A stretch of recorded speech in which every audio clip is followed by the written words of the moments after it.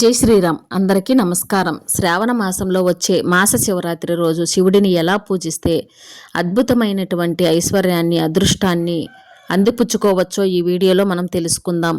ముందుగా ఈ వీడియోకి ఒక లైక్ కొట్టి మా ఛానల్ని సబ్స్క్రైబ్ చేసుకోండి. లైక్ కొట్టడం మాత్రం అసలు మర్చిపోకండి. అలాగే జై శ్రీరామ్ అని కామెంట్ చేయండి. శ్రావణ మాసం అంటేనే శివుడికి చాలా ఇష్టమైన మాసమని స్కాంద పురాణంలో చెప్పారు. మాస శివరాత్రి శివుడికి ప్రియమైన రోజు. శ్రావణ మాసంలో వచ్చే మాస శివరాత్రి అంటే శివుడికి ఎంతో ప్రీతికరమైన రోజు. కాబట్టి శ్రావణ మాసంలో వచ్చే మాస శివరాత్రి రోజు శివుడిని ప్రత్యేకంగా పూజిస్తే ఆయన అనుగ్రహం తొందరగా కలుగుతుంది. 2025 సంవత్సరం శ్రావణ మాసంలో మాస శివరాత్రి ఆగస్టు 21వ తేదీన గురువారం వచ్చింది.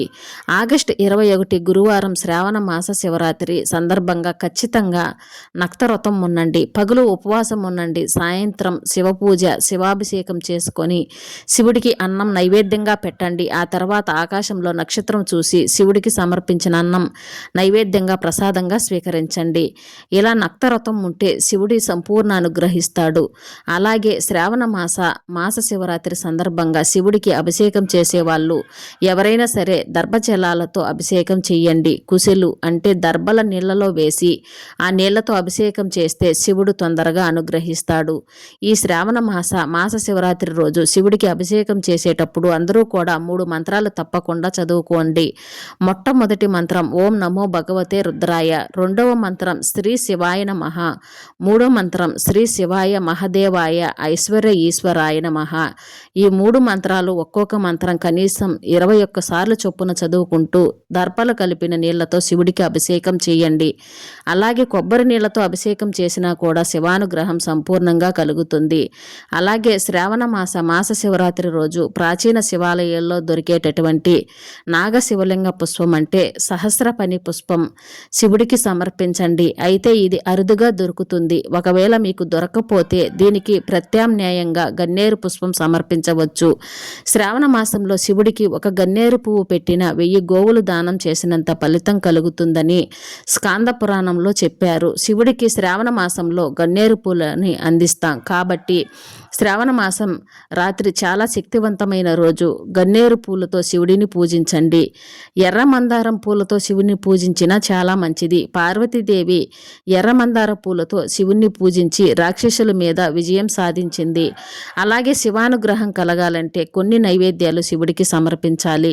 కొబ్బరికాయ ముక్కలు, అరటిపండు ముక్కలు, ఎండు ద్రాక్ష, ఎండు ఖర్జూరం, దద్దోజనం వీటిలో ఏదైనా శివుడికి నైవేద్యంగా సమర్పిస్తే శివుడు తొందరగా అనుగ్రహిస్తాడు. అలాగే శ్రావణ మాస శివరాత్రి సందర్భంగా ప్రదోష కాలంలో శివాలయ దర్శనం విశేషమైన శుభ ఫలితాలు కలిగిస్తుంది.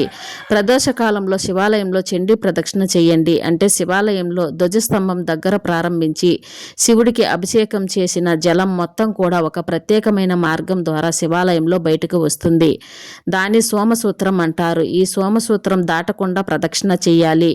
ధ్వజస్తంభం నుంచి సోమసూత్రం దాటకుండా clockwise, anticlockwise, సవ్య అపసవ్య దిశలో ప్రత్యేకమైన ప్రదక్షిణ చేస్తే దాన్ని చండీ ప్రదక్షిణ అంటారు. ఇది ఎలా చేయాలో శివాలయంలో పూజారులను అడిగినా కూడా చెప్తారు.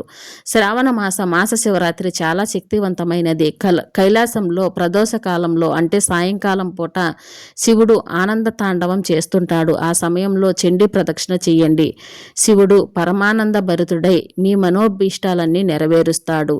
అలాగే ప్రదోష కాలంలో శివాలయ ప్రాంగణంలో కొబ్బరి నూనెతో దీపం వెలిగించిన శివుడికి నాగహారతి, సర్పహారతి ఇలాంటి హారతలు ఇస్తూ ఉంటే ఆ హారతలు దర్శనం చేసుకున్నా కూడా శివుడు తొందరగా అనుగ్రహిస్తాడు. అసలు నమశివాయ పంచాక్షరి మంత్రం శివాలయ ప్రాంగణాల్లో చదవండి. తిరుగులేని విధంగా శివుడు అనుగ్రహిస్తాడు.